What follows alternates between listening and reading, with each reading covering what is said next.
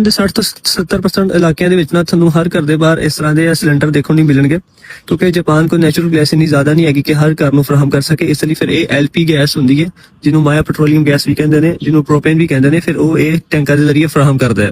ਇਹਨਾਂ ਕੋਲ ਕੁਝ ਪ੍ਰਾਈਵੇਟ ਕੰਪਨੀਆਂ ਦੇ ਠੇਕੇ ਹੁੰਦੇ ਨੇ, ਉਹਨਾਂ ਨਾਲ ਮੁਆਹਦੇ ਕੀਤੇ ਹੁੰਦੇ ਨੇ, ਫਿਰ ਉਹ ਹਰ ਘਰ ਨੂੰ ਇਸ ਤਰ੍ਹਾਂ ਸਪਲਾਈ ਕਰਦਾ ਹੈ। ਤੇ ਇਹ ਬੜਾ ਅੱਛਾ ਨਿਜ਼ਾਮ ਹੈਗਾ ਇੱਥੇ। ਉਹਨਾਂ ਨੂੰ ਕਹਿਣਾ ਨਹੀਂ ਪੈਂਦਾ ਕਿ ਸਾਡਾ ਸਿਲੰਡਰ ਖਤਮ ਹੋ ਗਿਆ, ਬਸ ਆਟੋਮੈਟਿਕ ਖੁਦ ਹੀ ਉਹਨਾਂ ਨੇ ਇੱਕ ਆਪਣਾ ਸਿਸਟਮ ਬਣਾਇਆ, ਉਹਦਾ ਪਤਾ ਚੱਲ ਜਾਂਦਾ ਕਿ ਕਿਹੜੇ ਕਿਹੜੇ ਇਲਾਕੇ ਵਿੱਚ ਹੁਣ ਇਹ ਚੀਜ਼ ਦੀ ਜ਼ਰੂਰਤ ਹੈਗੀ, ਉਹ ਆਉਂਦੇ ਨੇ ਖੁਦ ਚੇਂਜ ਕਰ ਜਾਂਦੇ ਨੇ।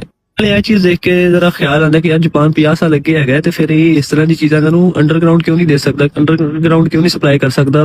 ਮਤਲਬ ਕਿ 50 ਸਾਲ ਜੋ ਅੱਗੇ ਜੀ ਰਿਹਾ, ਇਹਦੀ ਵਜ੍ਹਾ ਇਹ ਵੀ ਹੈਗੀ ਹੈ ਕਿ ਇੱਥੇ ਦਾ ਜਿਓਗ੍ਰਾਫੀਆ, ਮਤਲਬ ਇੱਥੇ ਜ਼ਿਆਦਾਤਰ ਜ਼ਲਜ਼ਲੇ ਆਉਂਦੇ ਰਹਿੰਦੇ ਨੇ, ਸੁਨਾਮੀ ਦਾ ਹਰ ਵਕਤ ਡਰ ਰਹਿੰਦਾ ਹੈ, ਤੇ ਇਸੇ ਤਰ੍ਹਾਂ ਫਿਰ ਖਤਰਾ ਜ਼ਿਆਦਾ ਹੈਗਾ।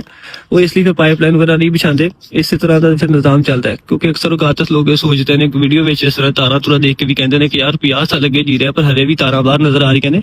ਉਹ ਇਸ ਲਈ ਕਿਉਂਕਿ ਅੰਡਰਗਰਾਉਂਡ ਨਹੀਂ ਕਰ ਸਕਦੇ, ਕਿਉਂਕਿ ਇੱਥੇ ਜ਼ਲਜ਼ਲੇ ਦਾ ਹਰ ਵਕਤ ਡਰ ਰਹਿੰਦਾ ਹੈ, ਤੇ ਜ਼ਲਜ਼ਲਾ ਆਏਗਾ ਤਾਂ ਜ਼ਾਹਿਰ ਹੈ ਫਿਰ ਉਹ ਕੋਈ ਨਾ ਕੋਈ ਨੁਕਸਾਨਾਤ ਹੁੰਦੇ ਨੇ, ਫਿਰ ਜ਼ਿਆਦਾ ਮਸਲਾ ਹੁੰਦਾ ਹੈ।